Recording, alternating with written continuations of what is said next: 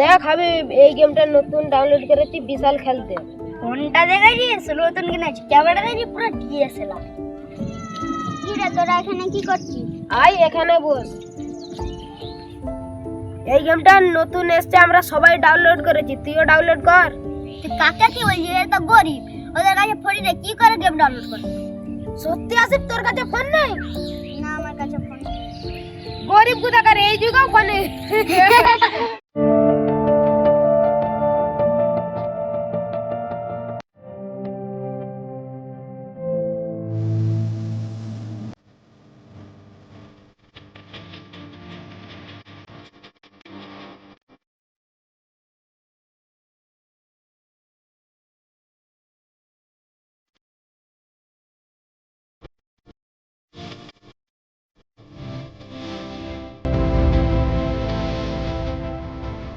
ভাই একটু জল দাও তো, আর দেখি রোদ।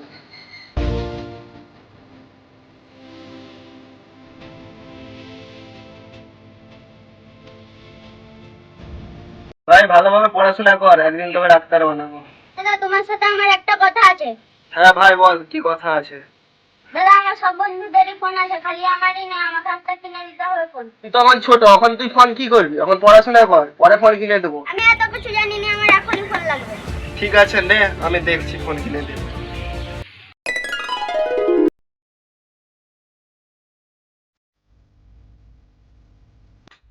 এই নে ভাই, তোর জন্য নতুন ফোন কিনে দিবো। সত্যি দাদা, তুমি আমার জন্য ফোন কিনে এনেছো?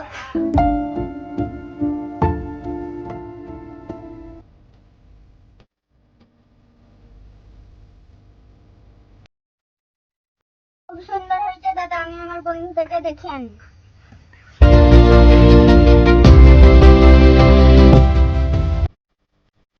তোরা তো কালকে আমাকে গরিব বলে অপমান করছিলি, আজকে দেখ আমার দাদা আমাকে নতুন ফোন কিনে দিয়েছে। দেখি দেখি, আমার ফোনের থেকে তোর ফোনটা দামি। সর সর সর, এখানে আগে বসতে থাক। এই গেমটা ডাউনলোড কর, আমরা সবাই মিলেই খেলবো।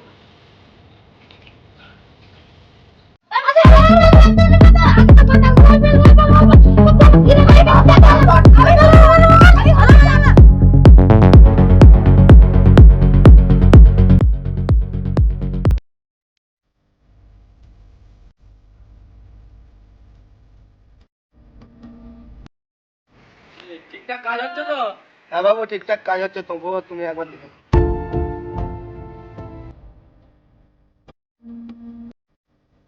কাজ তো ঠিকঠাকই হচ্ছে, ভালো করে কাজ করো, আমি বাকিগুলো দেখছি।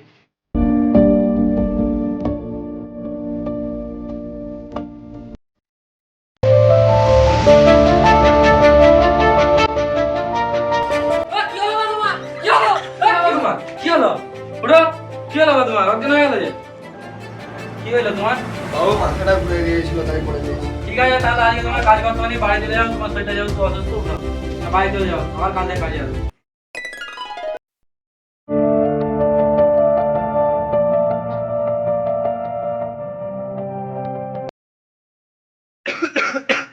ভাইটাও কোথায় গেল? ভাইটাও পাওয়া যাচ্ছে না ফোন কেনার পর, কোথায় গেল কি জানি। শরীরটাও খারাপ, মাথাটার যন্ত্রণাও হচ্ছে, জল তৃষ্ণাও পাচ্ছে, ভাইটাও নেই বাড়িতে। কালকে অসুস্থ হয়ে গেল, আজকেও কাজে আসেনি, কি হলো কি? তো বাড়িটা দিয়ে একবার দেখে আসি। ও সবু ভাই, শুয়ে আছে নাকি? কাজে যানি? অসুস্থ? হাত পাও ঠান্ডা হয়ে গেছে, অজ্ঞান হয়ে গেছে নাকি? ডাক্তারটাকে ফোন করতে হবে।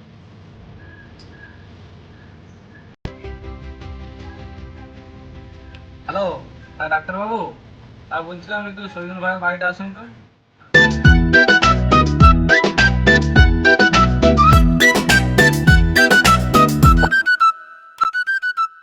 হ্যাঁ বলুন, কার কি হয়েছে?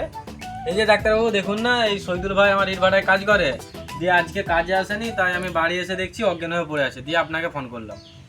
হ্যাঁ ঠিক আছে, আমি দেখছি, দাঁড়াও কি হয়েছে দেখছি।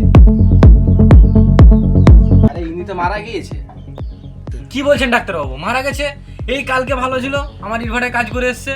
আজ জানেন ডাক্তারবাবু, আজ 5 বছর আমার ইট ভাটায় কাজ করছে, মানুষটা খুব ভালো ছিল গো। আমার বাড়ির সামনে এত লোক, আমার দাদা শুয়ে আছে, আবার ডাক্তারবাবু বসে আছে, আমাদের ঘরে কি কিছু হয়েছে নাকি? কি হয়েছে? তোমার নাম কি আসিফ? হ্যাঁ, আমার নাম আসিফ। তোমার দাদা আর বেঁচে নেই। না, এটা হতে পারে না। দাদা, দাদা, দাদা উঠো দাদা। তুমি কাঁদছো কেন? আই তোমার দাদার মৃত্যুর কারণ তো হচ্ছে তুমি। কেন ডাক্তার বাবু? তাহলে শুনতে যাও সেদিন কি হয়েছিল? ডাক্তারবাবু আসতে পারে? হ্যাঁ আসুন, বলুন আপনার কি সমস্যা। ডাক্তারবাবু, আমি আমার একটা কিডনি বিক্রি করতে চাই। কি এই বয়সে আপনি কিডনি বিক্রি করবেন কেন? আমার অনেক টাকার প্রয়োজন, তাই আমি আমার কিডনিটা বিক্রি করতে চাই। আপনি ভেবে দেখছেন তো? তখন পরে অসুবিধা হলে তখন আমাকে দায়িত্ব দিতে পারবে না। পরে কিছু সমস্যা হবে না, আমি কিডনিটা দিতে চাই। ঠিক আছে, আপনার যেটা ইচ্ছা আপনি করতে পারেন। চলুন আমার সাথে আসুন।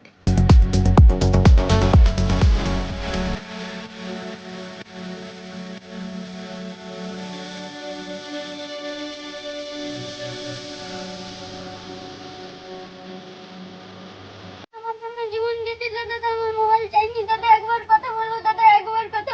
আমাদের জীবনে এমন কিছু মানুষ থাকে যারা নিজের সুখ, নিজের স্বপ্ন, এমনকি নিজের জীবনটাও ত্যাগ করে শুধু আমাদের মুখে হাসি ফোটানোর জন্য। কিন্তু দুঃখের বিষয়, তাদের মূল্য আমরা তখনই বুঝি যখন তারা আর আমাদের পাশে থাকে না। তাই সময় থাকতে নিজের প্রিয় মানুষগুলোর ভালোবাসার মূল্য দিন, কারণ হারিয়ে গেলে ক্ষমা চাওয়ার সুযোগও আর ফিরে আসে না।